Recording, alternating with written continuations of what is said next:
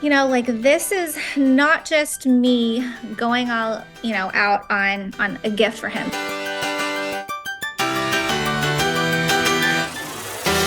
For you and Adnan, you had a pretty spectacular wedding, and you didn't have any hand in planning it as far as the shows seem to, imply. Who paid for this wedding? Okay, so that was another thing that I had Googled or whatever before this whole wedding thing came about because he wanted to plan everything. And so, here that doesn't really happen. Like the bride plans everything. So whenever I was researching, I found out that the groom and the groom's family are the ones that plan everything and take care of everything. So whenever he was wanting to do all this, I was like, okay, I guess it's like a customary thing. So I'll, let him do everything. And I was just responsible for finding my dresses. And I'm happy that it was like that because honestly, I could not have planned the trip, planned my outfits, and plan the wedding. In the first episode, when we very first meet you on the show, you're throwing money down for Rolexes. You're clearly, doing well. So I think it was almost implied that it might have been your money. Right. Does Adnan have a great job? What's going on there? Yeah, so a lot of people have thought that I have paid for it and I didn't pay a single penny for it. And he planned everything. He had, money from before, and he's, successful in Jordan. He does modeling and acting, and then he has businesses as well that don't really get talked about on the show. So he probably has 4 or 5 businesses in Jordan. He's pretty young. Is he, 22?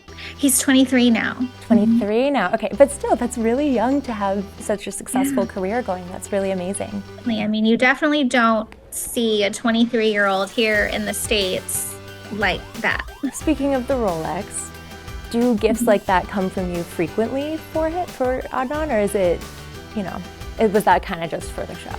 So that was a Hublot watch. It was limited edition Hublot watch. So how that came about was he was going to be wearing a gray suit, and I knew that he didn't have a gray watch. And so I was like, okay, we need to find him a gray watch, and not a gray watch with a white face. It needs to be monochromatic gray, and that's it.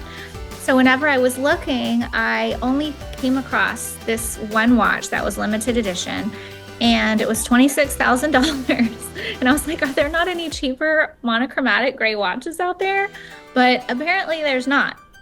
So I, thought about it, and I decided that this is not just me going all, out on a gift for him. This is he spent lots of money on this wedding, and this is us going to meet for the first time. And this is sort of not